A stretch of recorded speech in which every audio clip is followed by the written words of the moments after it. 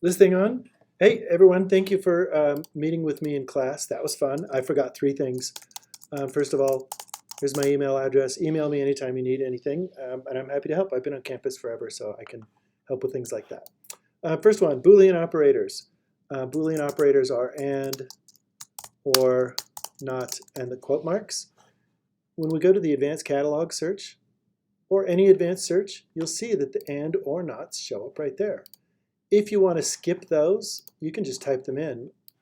So for example, PTSD and veteran, that will accomplish the same thing as having it be like one line and then another line.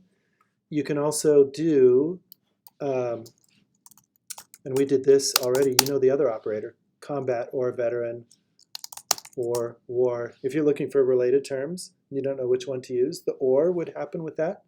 If you wanted to do the not operator, that would be PTSD, not anxiety. So if you wanted to omit something, if it showed up too much, you're looking at PTSD as like something related to depression, but not anxiety. If you wanted to separate those two, that's cutting a fine line. And then lastly, quotes, don't forget that. Mary, if you wanted to put something that's like a quote that somebody said, or two concepts or two words together, so it searches for those together, you'd put stuff in quotes. That's Boolean operators. The next thing that I wanted to show you was what happens if you're in a database and you have like full text. Oh, that's easy to get, but what's this view it thing? How do I get full text from that? When you click on view it, it goes back to the catalog, and it means that that database didn't have the journal. So it's looking in the catalog for another journal that has that in full text, and it will appear under this yellow bar. You click on this, and sometimes it gets you to full text.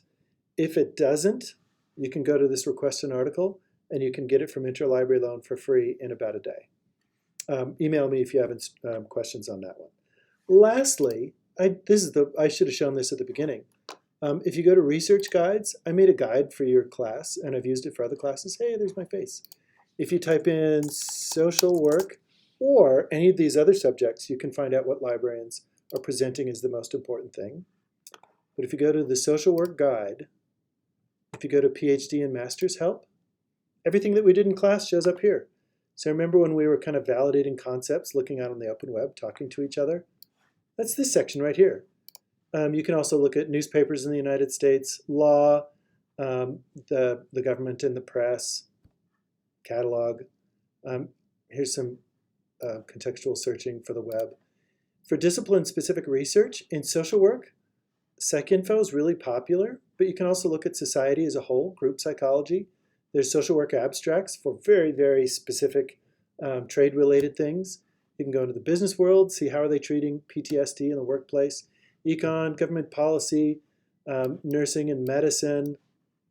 You get the idea. These are my favorite out of all the databases. Each one of these, you could go to library databases and go to the letter and find them as well.